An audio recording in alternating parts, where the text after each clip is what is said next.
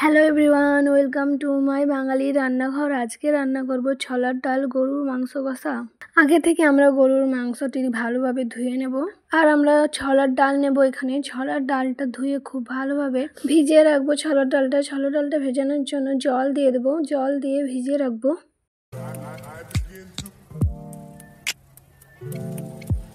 গরুর মাংস রান্নার জন্য প্রথমে কড়াইতে তেল দিয়ে দেবো। তারপর দিয়ে দেবো লবং, এলাচ, তেজপাতা, পেঁয়াজ কুচি দিয়ে খুব ভালোভাবে ভেজে নেব লাল করে।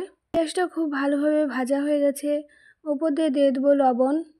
আপনারা এখানে প্রয়োজন মতো লবণ ব্যবহার করবেন। 1 চামচ হলুদ গুঁড়ো, লঙ্কা গুঁড়ো, আপনার লঙ্কা গুঁড়ো প্রয়োজন মতন ব্যবহার করবেন।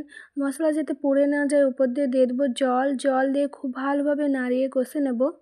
এখানে আমি ধনে জিরে গুঁড়ো দিতে ভুলে গেছি। ওপর দিয়ে দেবো ধনে জিরে গুঁড়ো দিয়ে খুব ভালোভাবে মশলাটা কষে নেব। মশলা থেকে তেল বেরিয়ে আসছে। মশলাটা খুব ভালোভাবে কষা হয়ে গেছে। ওপর দিয়ে দেবো ধুয়ে রাখা মাংস দিয়ে খুব ভালোভাবে নাড়িয়ে কষে নেব। এখানে অল্প অল্প জল দিয়ে মাংসটা খুব ভালোভাবে কষবো। 3-4 বার একই রকম অল্প অল্প জল দিয়ে মাংসটা খুব ভালোভাবে কষে নেব।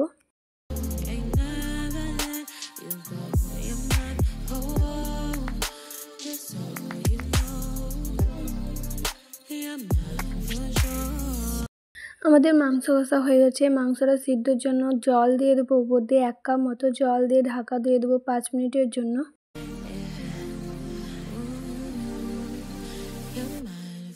5 মিনিট পর ঢাকা খুলে দেখবো মাংসটা অনেকটাই হয়ে গেছে। উপর দিয়ে দেবো ছোলার ডাল ভিজে রাখা। দিয়ে খুব ভালোভাবে আবারও একসঙ্গে কষে নেব। এখানেও একই রকম কষবো, অল্প অল্প জল দিয়ে খুব ভালোভাবে 3 থেকে 4 বার।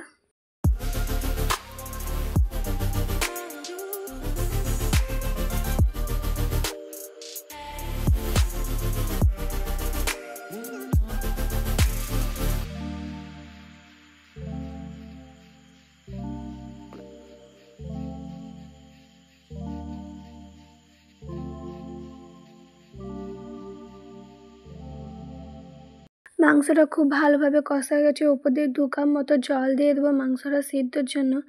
দিয়ে ঢাকা দিয়ে দেবো 10 মিনিটের জন্য। 10 মিনিট পর ঢাকা খুলে দেখবো আমাদের মাংস রান্না কমপ্লিট। ওপর দিয়ে দেবো ধনে জিরে গুঁড়ো, গরম মশলা দিয়ে খুব ভালোভাবে নাড়িয়ে নেব। এইরকম ভালো ভালো রেসিপি দেখার জন্য বাঙালি রান্নাঘর চ্যানেলটি সাবস্ক্রাইব করে দেবেন। ভালো লেগে থাকলে লাইক, কমেন্ট, শেয়ার করে দেবেন।